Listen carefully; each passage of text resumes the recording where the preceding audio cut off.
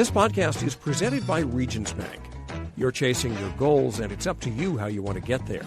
Let Regions Bank coach you with financial tips that fit your everyday grind. Visit regions.com/next-step to learn more. Regions, member FDIC.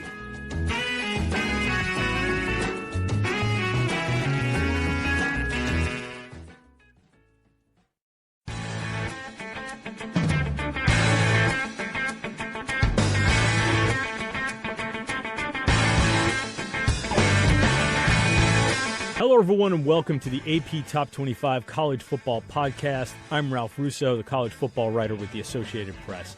My guest this week is Stephen Godfrey from the Banner Society.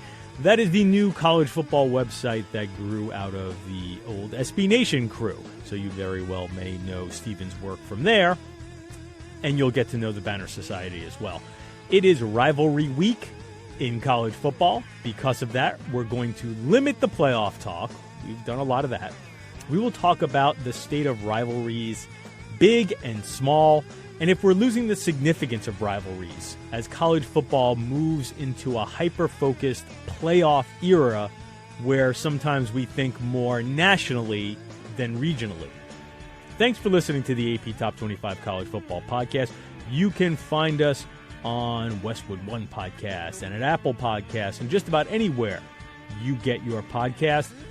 Please subscribe, and if so inclined, give us a good review. It helps college football fans find us, and it helps us find more college football fans. And away we go. Joining me this week on the podcast is Stephen Godfrey from Banner Society. I'll let him, just in case, you probably know what the Banner Society is. Spencer Hall's new big project with Stephen and some of the good friends from SB Nation. I'll let him fill all the details in on that. In fact, why don't you do that now? Why don't you just do that now? Okay, sure. Yeah. I'm going to do the whole spiel that we do on our show. show. Do the spiel. Banner Society, Mm-hmm. At Banner Society on Twitter and Instagram. You can subscribe to the Read Option newsletter. That kind of sets the menu for the Banner Society content every week. And then we have two major podcasts. Podcast named Play Nobody. That's the one I host. It's a little bit more college football centric. And then we have, I would call it college football absurdism with the Shutdown Fullcast. And yeah, we've got merchandise, we've got events, we do live shows. So it's kind of a combination of the traditional college football journalism, some of the live events and merchandising that you see now in smaller media companies, and we're a strange group. We're kind of off in our own corner at Vox Media doing fun, weird stuff. Gotcha. So, again, you know Steven, you know Spencer, you know that whole crew, Bud Elliott, from their time at SB Nation. This is the new project, and so it goes. Now, I brought Steven on because I needed someone who could speak eloquently about kind of what I feel is an interesting subject, and it's something that we've been batting around here on this podcast a little bit. I'm taking a broader topic, which is, do we spend too much time talking about the playoff, and mining it down this week because it is Rivalry Week, and rivalries are, in many ways, the heartbeat of college football. They are the reason why an ordinary game is important, right? The great thing about college football is week to week, everything seems very important, but rivalries in particular stoke that. And the rivalries that are on display this week are mostly the best rivalries. I mean, you can have a Texas-Oklahoma. There are others that fit in here, but most of the really passionate, heartfelt rivalries are going on this week. And I found myself thinking, through the lens of the playoff, one of the things that was always the concern is that when we go to a playoff system of any number, it would take away from the regular season. And when they started talking about that, it was really this week that I think was the worry about taking away from the regular season. So we're going to go a couple of different ways on this. Mm-hmm. But the first way I wanted to ask you is, do you sense at all we are losing rivalries? We are losing the importance of rivalries and that the sport is lesser for them. I think we're losing rivalries, but it's not the playoffs' fault. So I would start by, if you're concerned about rivalries, obviously, conference realignment probably did a worse job, by the rivalries than the playoff has. I've heard this a lot, but I can't figure out the origin of this. What if you want to go, I don't know, game to game or what have you? Is there Is there something in particular that we're lacking this week because of the playoff? Well, I will put it to you this way. I don't know if it's a tangible thing. Well, it's certainly not a tangible thing. I think in some ways it's almost a mindset. And I saw it on Twitter, so it must be true, right? So it was an Ohio State beat writer of some sort, might have been 11 Warrior or something like that.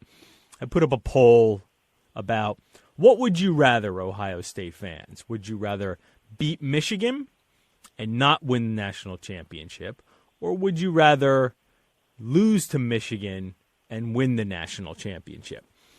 Okay. And 50% ended up picking column B, which was lose to Michigan, win the national championship. And I can sort of understand that, but I do find myself thinking like that's not the way this sport used to be. And I don't know if we're better now because it is different. I know it's only different doesn't necessarily mean worse or better, but I don't know if we are better now in a world where, wow, Ohio State could lose to Michigan and still win the national championship and still go on to play in the Big Ten and all that stuff. And it's like, are these new millennials who only know the playoff, are they not as pumped up about these rivalries? I don't know. Maybe it's just me, my feeling, my sense of it. But that was something that sort of triggered me a little bit. Well, okay, where do I start? I think, one, Ohio State, Michigan is probably not the best sample.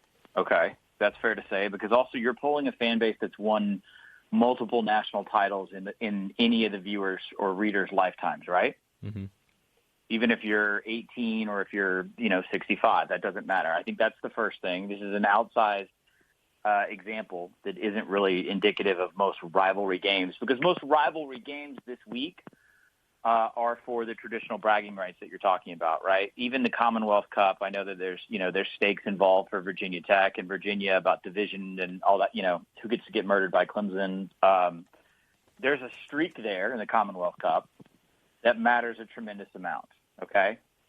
The one on Thursday night, the Egg Bowl. Ralph, you and I have a lot of experience with the Egg Bowl. Yeah, you lived that. Yeah. Just like I did. Let's touch on that one for a second. Do you think that that's still running as hot as it has been in the past, even though the two teams kind of stink? Yeah, it's not as hot as it was a couple years ago when you had two programs that were both headed to the New Year's Six. They had great records. They were they had coaches who were doing big dynamic things in recruiting, and then there also was this massive off-field storyline with the NCAA. It's not that hot, but it's this, Ralph. You've covered that game a lot. Like, it's always acrimonious, mm-hmm. right? There's always an anger to that. There's also a provincialism that I don't think goes away no matter what the postseason structure is like, because folks in Mississippi can tell you the postseason structure doesn't really affect colleges in Mississippi. It doesn't really affect colleges in most of the states. So I think in Ohio State, Michigan's case, you have an extreme outlier because you're talking about Ohio State, who is undefeated. And yes, they could suffer a loss and still make the playoff. Obviously, the same could be said in most years for the Iron Bowl, maybe not this year.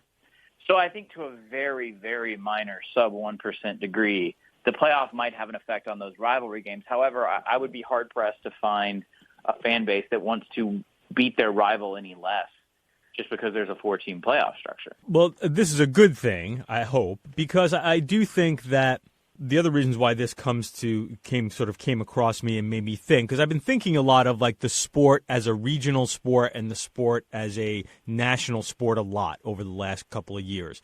And the playoff has really heightened that awareness that there's some cool things about making it a national sport, because this weekend there will be fans of Big 12 teams who will be watching the Iron Bowl with a different sense of why I'm watching the Iron Bowl, with sort of an invested interest, and the LSU game and the Ohio State game. But I also understand that, I think what's made this sport great is more the regionality of it. I think the fact that it matters a lot on a regional level, and I don't care that if I'm in Arizona with the Territorial Cup, that's really, to me, always the lifeblood of this sport, is caring on a regional level. So I found myself thinking about that a lot. How does the sport grow to become national without losing the significance of the regional? And are we making moves that push away the regional importance of the and sort of put those aspects into the corner?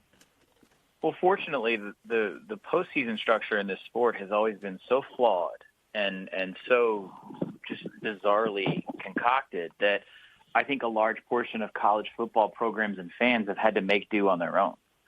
You know, there's so many states, so many rivalries, so many programs that are just sort of live outside of the sphere of the college football playoff, just like they lived outside of the sphere of the BCS, the Bowl Alliance, so on and so forth, right? College football, when you look at it from a postseason, or I should say, let's just say the playoff perspective now, the college football playoff as it is created, designed, and maintained now, it really only affects about 65 teams. I'm one of the people. I am open about my bias. I stump for the Group of Five. I think they have a place in college football. I think Central Florida, Boise, Houston, these programs in recent years have shown that they are more than capable of their entrance into a bracketed playoff. The problem is that it's a 14 playoff right now, and it can't even serve the Power Five plus Notre Dame. So I throw out the Group of Five when I talk about the playoff. It's not possible for a Group of Five team to make the playoff. Now, let me be very clear when I say that, Ralph, because I'm going to get like a severed head in the mail from Orlando. I didn't say that I don't believe they should be there. I do believe they should be there. I'm someone who thinks that UCF should have had a shot, okay? I just think that the way it's set up now, be it inherent bias, structural bias, whatever bias, the Group of Five is never going to make the playoff. So how many teams just by saying that and snapping my fingers, how many teams have I eliminated from the postseason discussion? A pretty healthy amount, right? Yeah, like about 65. But I would also say that there's about half of the Power Five, if not more than that are generally eliminated from the structure as well. I mean, they might not want to admit it, but they really are. So that's my next step. So I would go through and then I would look at, okay, which of these schools in the Power Five who exist only in the Power Five instead of the Group of Five by virtue of something that happened maybe 100 or 150 years ago? You know, the Egg Bowl is a great example. The Commonwealth Cup is a great example. All of these different rivalries that are wonderful and great and unique, but very, very extremely rarely have any bearing on the national title. I don't think the playoff has any impact on them whatsoever. And I think they're alive and well and healthy because, this is a diffuse product. There's so much of it, all right? So when you go from place to place, certainly the strength of the interest of the sport varies greatly depending on what part of the country that you're in. I think that's fair to say. I'm not one of those people that beats their chest about the South because I think college football, as you have a great perspective, Ralph, because you're in New York City and you're a New Yorker. You know as well as I do. I have a degree from an SEC school. I live in an SEC town. My family's from another SEC state in Georgia, so I'm soaked in it. But I think the worst thing that happened to college football for a long time was the LSU-Alabama national title, which was a rematch of a division game, because regardless of what people will tell you, it wasn't even so much about the outcome of that game. I think it cut the legs out of the national appeal.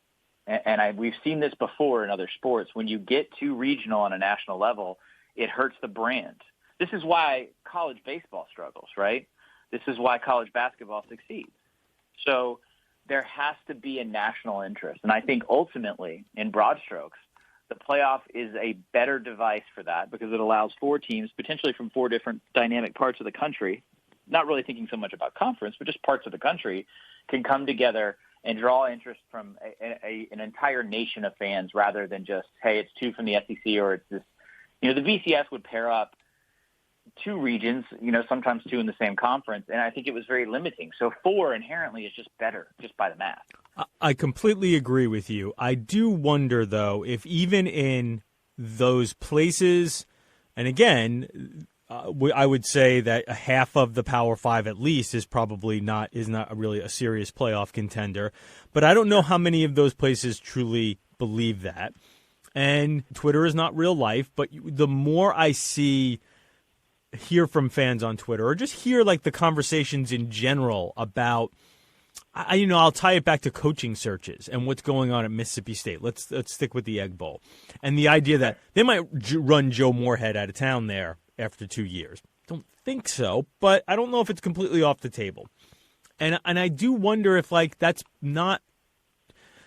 There's a lot of things going on with coaching searches and speeding up the timetable on these searches, right? So I don't want to necessarily link them all together. I understand this is only a small part of it, but I also wonder if now, even at a place like Mississippi State, they're saying, well, why don't we make the playoff? Why don't we contend? I find more and more fans, by looking at the sport from a national scope, lose the fact that there are inherent advantages that come with this sport regionally.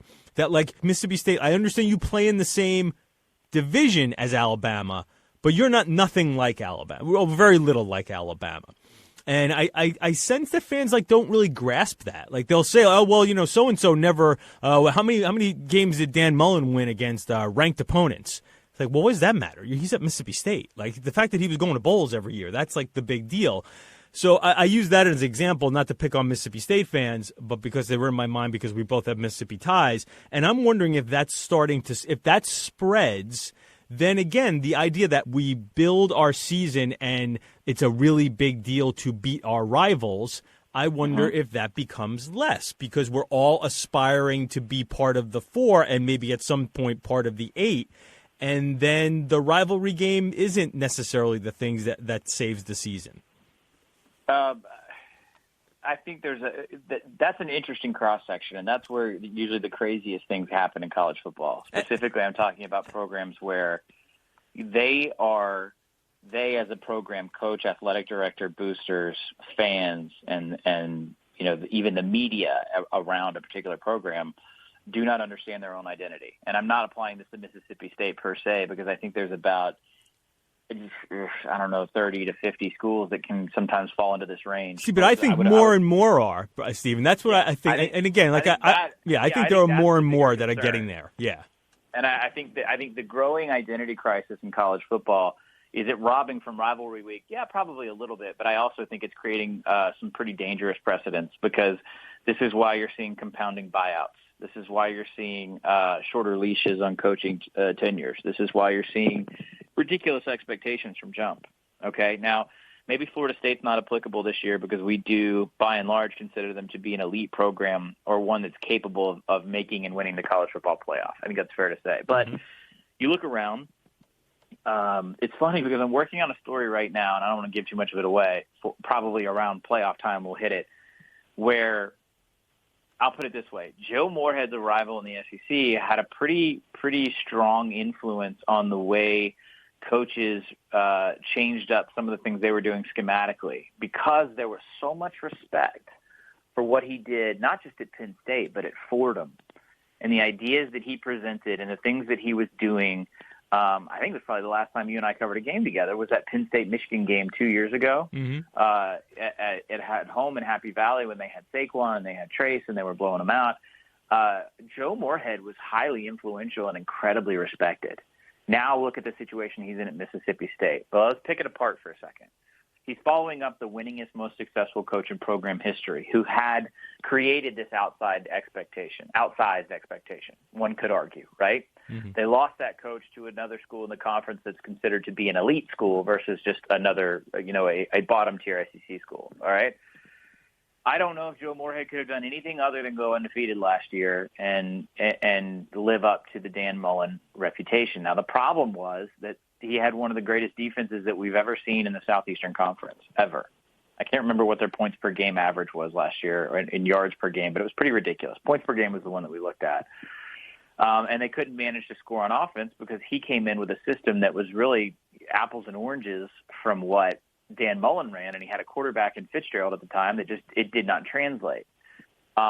Mississippi State fans are very proud, very passionate. They spend a lot of money. They expect a lot out because that's the religion of that particular region of the country. And they were very frustrated by this because they know, Ralph, that their windows don't open often and they don't stay open long, right? And so, again, I think you're in an incredibly unique situation where you and I know this without having to show our cards. There are several programs that would hire Joe Moorhead as their head coach tomorrow. Tomorrow. Was this just a bad fit? Probably. Or was it even just a circumstantial bad fit because of the timing involved and who he was following? I mean, I hear coaches talk to me about that all the time. You don't want to go in. You don't want to be the guy after the guy, right? Yeah. And Joe Moorhead was the guy after the guy. And so how that paints him and the perception of him will be interesting in the years to come. That is very interesting, and I do realize that now which is a slightly different line here, but since you opened it up, how with these coaching tenures, so much of the agenda is set off of year one, right? And I think the reason why Moorhead took that job is because he saw year one should be good. I have this monsters on defense. I will turn Fitzgerald into a larger version of Trace McSorley, and away we go. And then it doesn't, and you're right. Now he's behind from the start, so now a rebuilding year, which is what this was supposed to be anyway. It becomes a referendum. Becomes a referendum year, right? In other words, if they had won and the funny thing is, of course, Stephen, with this stuff is, man, the difference between a successful year and a terrible year in college football could be 2 games, right? Literally, if you go from 8 wins to 10 wins, it's completely different. Now, they got blown out in a lot of their big games last year, so you can't even necessarily go, well, a play here or a play there. But my point is that is often the case with a lot of these coaches. I mean, I think, Willie Taggart was the perfect example down in Florida State, where it was bad from game one, and that was it. Now, it was also a little – I don't think Willie got a ton of slack walking into that job. I think there was a lot of skepticism for several different reasons as soon as he took that chair. And then once it was bad, it was almost never – it would have been really hard for him to turn the ship around. Once it was bad from jump, and it was literally really terrible on the first game, I think he was playing catch-up the rest of the way. I think Taggart's situation, we all of us in the media know bits and pieces and anecdotes, and I've covered Willie for a long time, but I think more will unfold there. I think there's an increasing amount of luck that's involved in these fits between coach, culture, and then location and circumstance. Mm-hmm. And sometimes things that look brilliant on paper don't pan out. I make a big joke on my show. Up until recently, I will get up and cop to it all the time. I said that Justin Fuente to Virginia Tech was the best hire I'd seen in years because it was the most seamless fit of coach, personality, and culture going to Blacksburg that I'd ever seen. And by and large, up until extremely recently, it hasn't really worked out. Mm-hmm. Why is that? Are there circumstances around the way that Virginia Tech had previously built their program that aren't possible now? I know this. Recruiting is more and more national, and a lot of schools that made their living, in a particular pocket of the country, they can't really do that anymore because the major programs, those top 15, top 20s, they're nationwide recruiters. LSU will go to Maryland to find a recruit if they deem them to be that good, right? Mm-hmm. So yeah, and it's interesting. You're right, because it's a small.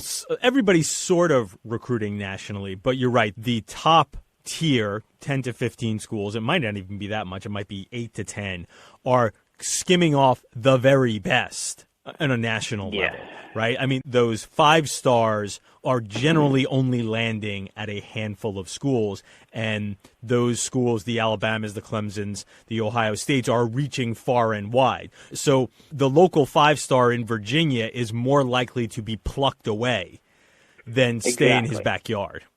Exactly. And areas like Newport News, the Tidewater in general, they become nationally known. Look at the Florida schools. Florida as a whole is not doing that well, right? When you look at Miami, Florida State, and UCF having a down year after a ridiculous run, USF is really, really struggling. USF is a very interesting program to me right now because they're probably going to try and fix their problems.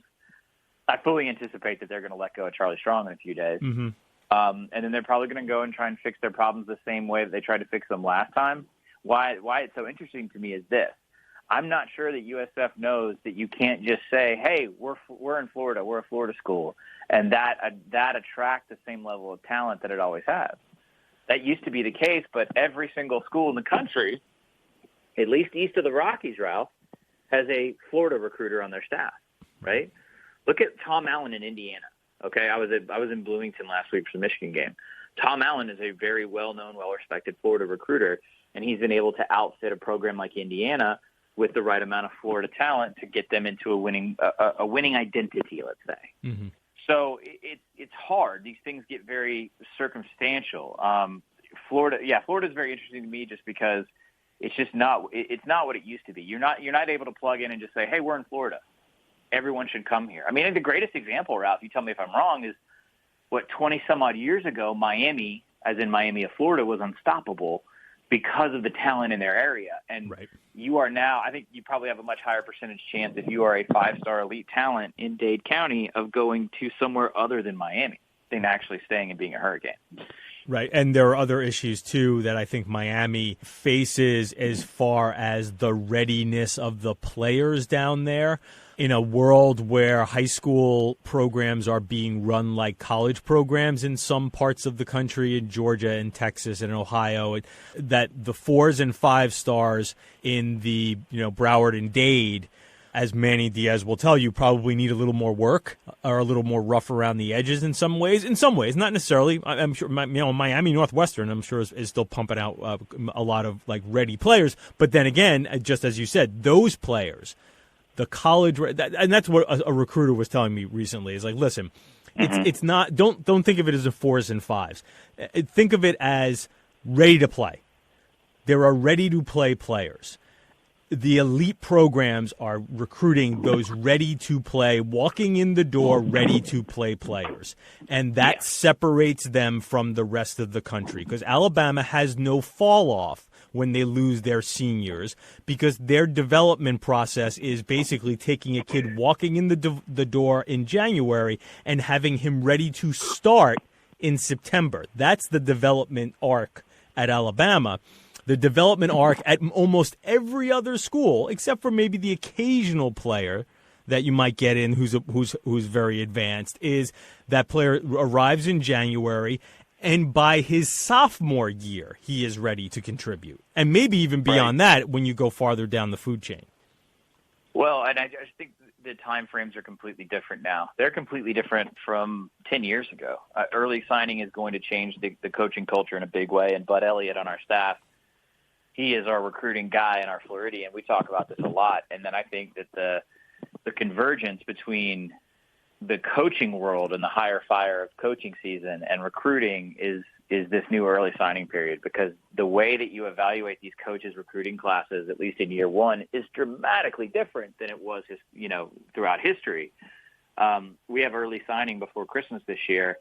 If you think about all the people that we think are going to be let go or change jobs in the next 2 weeks, how in the world are you how are you signing an effective recruiting class at a new job with virtually no staff in place, let alone, previous coaches, a roster you don't really understand yet. I mean, it's just, you have to grade these guys in a different way while simultaneously the expectations to win are shorter than ever. And I think it's just kneecapping a lot of these coaching runs at Power 5 jobs. I think it's also kneecapping the searches because I think the ADs are thinking that we have to move quickly because we have this signing class. I can't just give away a signing class because that's going to put me behind. So, you know what? I got to get this thing done in 2 weeks. It's as simple as that. It's also feeding the portal too. Honestly, it's feeding the portal, and I know a lot of people get really worried and kind of pearl clutchy, and I understand it. It's professionalizing the sport to a degree. I'm not going to try. I don't want to push any hysteria here. I think it's professionalizing it to a degree. It's also giving a little piece, a little chip back to the labor force and giving the players a little bit more agency, which is something that they've lacked in every way humanly possible in the history of college football. So in that way, it's good, but it does create roster volatility. I mean, one of the places I'm going to go back to in the offseason, and we probably are all going to go there, is Houston. Because if they keep Derek King around after I don't want to say the stunt they pulled because I sound like I'm someone's high school principal, but after electing to sit their best player to refortify their team around him in Dana Holgerson's second year, what if that works, Ralph? What if they win 11 or 12 games next year? Yeah. Is that going to be copied? Are we going to see guys sitting out specifically for competitive reasons at their own schools?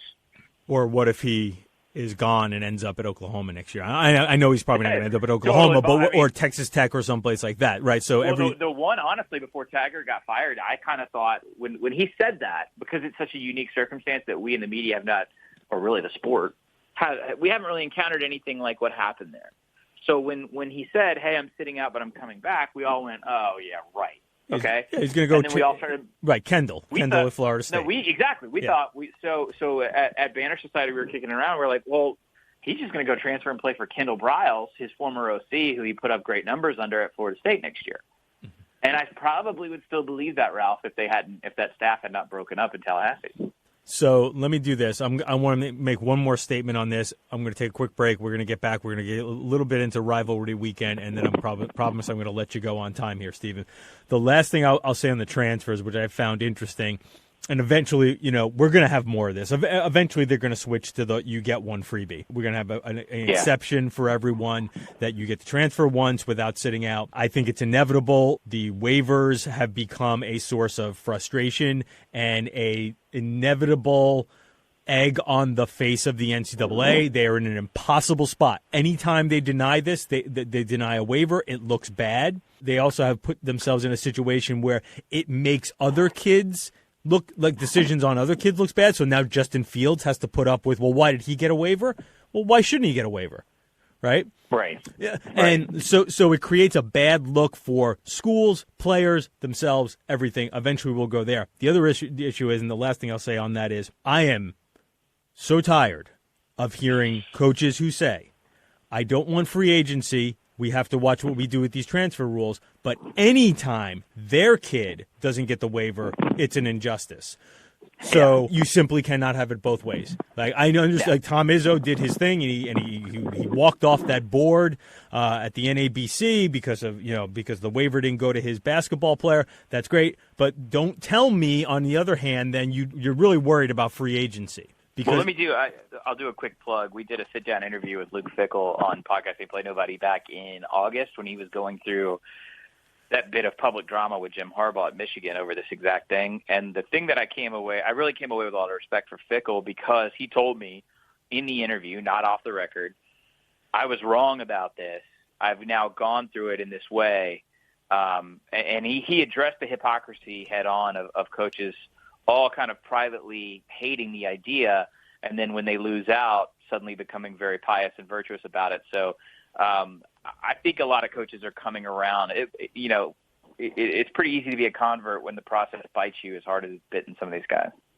All right, we're going to take a quick break. I'm talking with Stephen Godfrey from Banner Society. We are talking Rivalry Week. That is always a tough one for me, Stephen. But we will be back on the AP Top 25 College Football Podcast, and we'll spin it ahead to this week and just talk about what kind of fun we might have.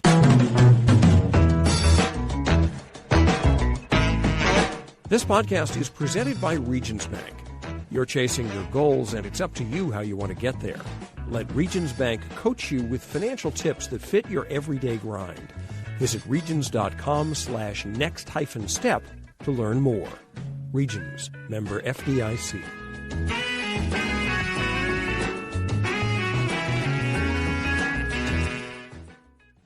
We're back on the AP Top 25 College Football Podcast. I'm talking with Stephen Godfrey from Banner Society.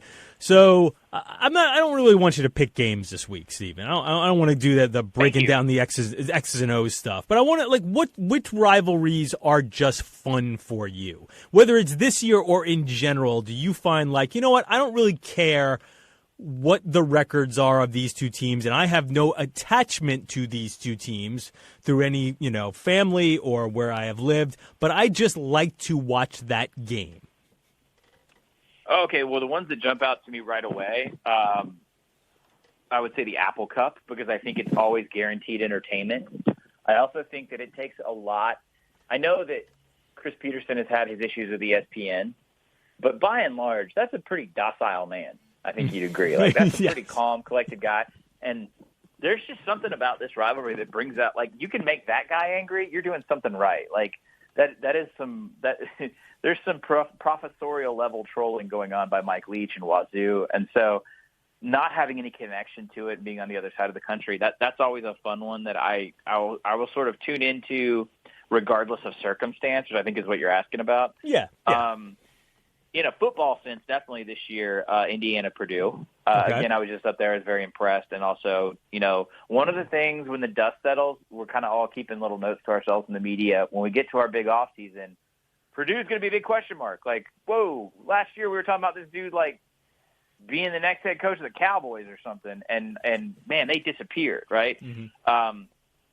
One increasingly mean rivalry that's not getting enough attention for its meanness is Louisville, Kentucky. Mm-hmm. I think that's definitely what. There is an increasing level of football quality in the state of Kentucky, much like here in Nashville where I live, and so I think both of those programs have pretty bright futures by and large.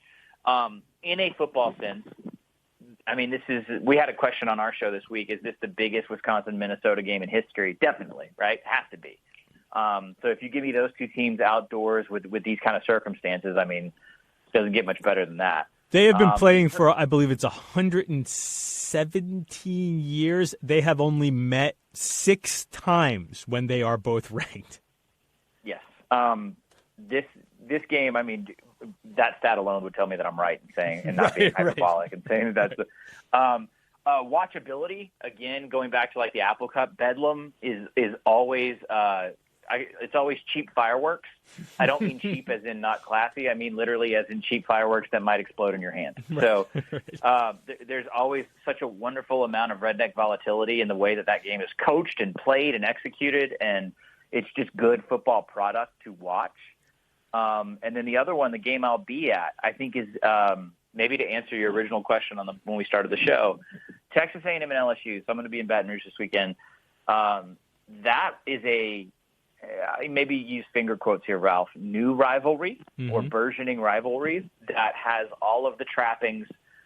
So emotional, geographic, provincial hatred, culture clash. The geography, again, I can't overstate because of the recruiting involved in the city of Houston specifically. That is a great hateful rivalry that I think we're going to have really grow and blossom in the next 10 to 15 years. I have a theory, Stephen, that every rivalry breaks down to rich kids versus poor kids, right? Socias versus, what was the other? It was Greasers. Greasers versus Socias, if you remember The Outsiders, right? Yeah. Now, your role can move depending on your rival, right? Like I think the state school, the flagship school is always sort of the rich kid school, and whether it's Mississippi State or the ag school or wherever, it is always tends to be more of the again. When I say this, I don't mean it literally, but the poor kid school or the greasers school, right? I think every rivalry to a certain degree has those two components, and each school sort of wedges in. But again, like, you can move. You can be either of those things depending on the opponent on the other side, but that's basically every single rivalry. Yeah, I think that's true to a large degree. Obviously, that comes from private liberal arts institutions and land-grant, ag schools, just to sort of speak broadly, and that's kind of how we built college football into being. A couple others I'm just keeping an eye on. I wouldn't necessarily advocate for their football quality. Vanderbilt and Tennessee, just because Tennessee could go 7-5 after the disaster start that they've had, and they have not beaten Vanderbilt in 4 years. Which is amazing, right? That's like amazing. A bar trivia question. Yeah. Another one that actually does have personal relevance to me because I grew up a Georgia Southern fan is that Georgia Southern is 6-5, which is very pedestrian by their standards. They beat App and sort of knocked them out of contention probably for that G5 spot, which is a big deal, but are otherwise having a ho-hum year. Georgia State, meanwhile, beat Tennessee, but also is kind of on the come up. And the way that some of these G5, the way these G5 schools are sort of capable of building themselves in the modern era is very interesting. I think they did a lot in Atlanta right and got laughed at for it at the time, most notably taking over Turner Field from the Atlanta Braves. They are building something in Atlanta with the sheer volume of recruiting talent in that city that it bears watching. And programs like Georgia Southern, who is a historic powerhouse in the FCS for years, by basically taking what Georgia did not want, they're threatened by this. So it's going to be very interesting to watch. My two favorites that you didn't mention, even though Arizona looks like a tire fire right now, the Territorial Cup, there's always something about that rivalry that draws me in. Again, I think there's some cheap fireworks stuff sometimes going on there, though I don't know if we're necessarily going to get that this year. And the level of hatred in Clemson, South Carolina, gets very underrated, very underplayed. And now we've moved to a point where Clemson has so much dominated it, so I think it sort of takes away a little bit of the acrimony just because one is the hammer and the other is the nail. I almost liked it better when they were both just on the cusp of relevancy, and they were a little more even up, and there was a little more volatility there. Yeah. But again, the level of acrimony in that is way underrated from a national perspective. I guess this is a controversial take. There isn't a job I would want less in the country right now in the Power Five than South Carolina, because it's a tough one, man. The last time I was at that rivalry game was actually when they won the 5th in a row. It was Clowney's last run there. Right. They were loaded. Mm-hmm. I just remember Taj Boyd was Clemson quarterback, and Clemson was still very much a work in progress into the war machine that they became. But now, at South Carolina, we talked about disproportionate expectations and having an identity crisis. Really, I mean, this is the definition of an existential crisis writ large as an entire program and university. Your rival that you just said it. You know, this was a rivalry that was really outside of any particular national relevance. Imagine Ole Miss, Mississippi State, where all of a sudden Mississippi State wins 3 national titles. Right. How in the world does Ole Miss process that? Imagine Arizona State, where, I don't know, let's just say Arizona wins 3 national titles. How in the world would the Sun Devils cope? That's what happened here. And what's compounding matters even more is that South Carolina is looking around and seeing a rival that they dominated for the better part of the last 20 years win all these national titles and become a true war machine. But on top of that, your division in the Southeastern Conference is brutal. It's awful, right? You've got another a bona fide national power in Georgia, one in Florida that's always a step away, and then you're playing teams in the Southeastern Conference all the time. By the way, your cross-divisional permanent opponent is A&M, who is trying to spin their way into that relevance. So if you're South Carolina, and I'm not really advocating for or against Will Muschamp, but if you're South Carolina, what do you do? What rational line of what kind of plan do you build, Ralph? I don't know. I do not know either. That's a topic for another podcast. Stephen, man, this was great. I know you have more meetings to go to because, you can never really have enough meetings, especially on Thanksgiving week. Very happy Thanksgiving to you. It sounds like you're going to be on the road a little bit. I will not. I will be staying put this weekend after some road trips the last couple. But very happy Thanksgiving to you. Thank you for the insight. Thank you for the interesting conversation. And go Banner Society. Yes, thank you as always, Ralph. You're always welcome over in our crazy neck of the woods. And happy Thanksgiving, sir. And now 3 and out, first down. So Greg Schiano won't be reuniting with Rutgers. Negotiations between the school and its former coach fell apart this past weekend. Of course, both sides went through the media to nudge the blame on each other. Understandable to a degree. If you're Rutgers, you mitigate the disappointment of your fans. If you're Schiano, you don't want to be portrayed as unreasonable to other possible suitors. I had a suspicion things could be going down this aisle right from the jump. I'm not assigning blame, but Schiano and AD Pat Hobbs have no previous relationship. I think Hobbs probably felt like Schiano was being pushed on him by boosters and fans, and he didn't need to be forced into that kind of a low-leverage negotiation. Schiano, meanwhile, wasn't about to go back to Rutgers out of pure benevolence. He understands the job in some ways is as hard as it was when he first got there because of Rutgers' entry into the Big Ten. A huge step up from the old Big East. Rutgers showed some restraint. Schiano wasn't desperate. Second acts can be tough. Maybe this was the best for everyone. If BC opens up a distinct possibility with the Eagles in danger of missing a bowl, maybe Schiano could be a fit there. Second down. Finalists for about a dozen college football awards were announced this week, and as usual, there were not enough finalists to accommodate all the deserving players. The best advice is don't get too worked up about any of these awards, but occasionally you get particularly bad snubs. No Alabama receiver was a finalist for the Biletnikoff Award, which was notable considering the Tide has 4 guys who could be drafted in the first couple of rounds by the NFL. Devontae Smith has been the most productive of that group and probably should have been among the finalists that include LSU's Jamar Chase, Oklahoma's CeeDee Lamb, and USC's Michael Pittman. Who would I bump? Probably Pittman, whose counting stats are amazing, but the rate stats don't quite stack up to Smith's. And I say that as someone who is a huge fan of Pittman and think that he might be the best NFL prospect from what is a great group of receivers to be taken in April.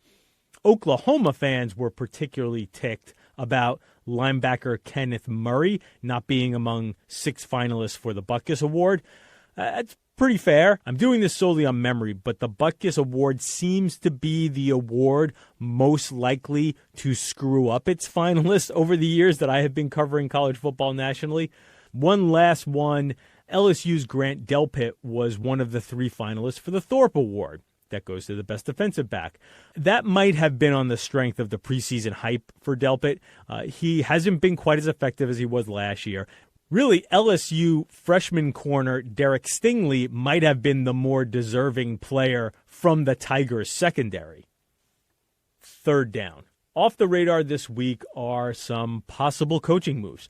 Sunday, after the regular season games are over, usually brings a bunch of firings. Aside from waiting on word from USC on Clay Helton, there are not a lot of obvious moves to be made at the Power 5 schools. The not-so-obvious ones to keep an eye on, maybe put them on your radar. Things look very bad right now at Arizona under Kevin Sumlin. It's only year 2, but that appears to be a team that has packed it in. As always, money and buyouts will factor into the decision. But if the game against Arizona State gets really ugly, Arizona might be forced into making a move there. The Egg Bowl on Thursday, Thanksgiving, between Ole Miss and Mississippi State has some intrigue. There is definitely buyer's remorse among some State fans for Coach Joe Moorhead. Not sure the administration wants to cut bait and concede a bad fit after just 2 seasons, but losing the Egg Bowl to a pretty bad Ole Miss team and missing out on a bowl in the process might push the issue in Starkville. Another one is Missouri, where Barry Odom is in year 4 relative to expectations, and given the history of the program and the condition it was in when he took over, Odom has done okay. But okay doesn't really fly these days. The Tigers appeared to have a favorable schedule this season, and they're just not getting it done. They'll play Arkansas on Friday just to try to get to 6-6, and now that won't matter because as we were recording this podcast, the decision came down that Missouri's bowl ban for this season will stay in place. Now, that isn't necessarily something that's going to be a problem for Odom. I think his record on the field might end up leading him to get pushed out at Missouri. That's the show for today. I'd like to thank my producer, Warren Levinson, for making me sound good. You can find this podcast on Westwood One Podcasts, at Apple Podcasts. Please subscribe so you don't miss an episode. I'm Ralph Russo, the college football writer with the Associated Press. Thanks for listening. Happy Thanksgiving. And come back for more next week of the AP Top 25 College Football Podcast.